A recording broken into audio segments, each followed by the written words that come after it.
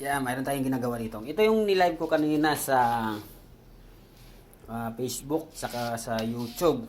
So, ito yung pinaka board niya. Ang error nito E5. So, ang E5 dito sa indoor. So, resolve na natin. Nung resolve natin yung E5, so nagkaroon ng E1. So, ito yung pinaka problema niyan. Main board. So, hindi na natin kayang gawin dahil dito sa system na yun. Oh. Walang power to. Hindi din umiilaw yan. So, ang ginawa ko, mayroon akong luma. So, kulang-kulang na rin itong mga parts kasi kinuha ko yung mga ganyang parts. Oh. So, ngayon, dahil hindi na to magagamit, so kinausap natin yung customer na mayroon tayong board dito na may power siya pero ibang error. So, kung okay lang, yung mga parts dito, tatanggalin ko at ilagay dito. So, sa YouTube ko, ni-live ito. Panoorin nyo lang sa YouTube. So, titingnan natin itong mga kalibre. Ayan o. So, ayan ang pinagkukuha ko. Yan. So, nilipat ko yan dito. Ayan o. Nilipat ko dyan. Tapos, yung dalawang relay. So, kinuha ko rin na dyan o. Dalawang relay na kulay itim na dyan o. So, IC, kinuha ko rin. So, ito sir, titignan natin sir ang board mo. So, nakasaksak na yan. I-on natin. So, 17. So, walang kapasitor yan ha, walang kapasitor. So, tutulungan na lang natin to. Pag pitik ng relay, tutulungan na lang natin to ikot ang pan motor. So, yan. Okay.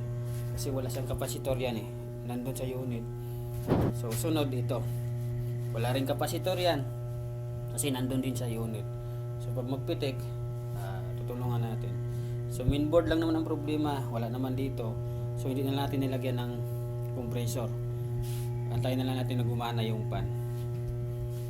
So, 5TR, maliit kasing compressor natin eh.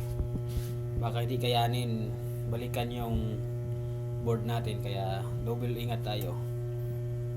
So, wala pa. So, pagpitik na relay, yan, maandar to siya dahil yung mga pressure switch na dalawa, so pinagdugtong ko yan. So hindi aandar yan kung hindi idugtong dahil walang pipe, wala tayo sa unit.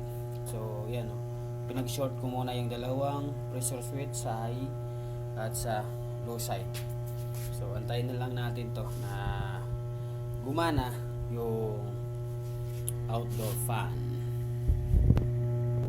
So yung mga kalibre medyo matagal gumana yung outdoor natin. So hindi naman siya nag-iiwan eh. Kung iiwan error kasi yan. So kanina pa. So tayo na lang natin.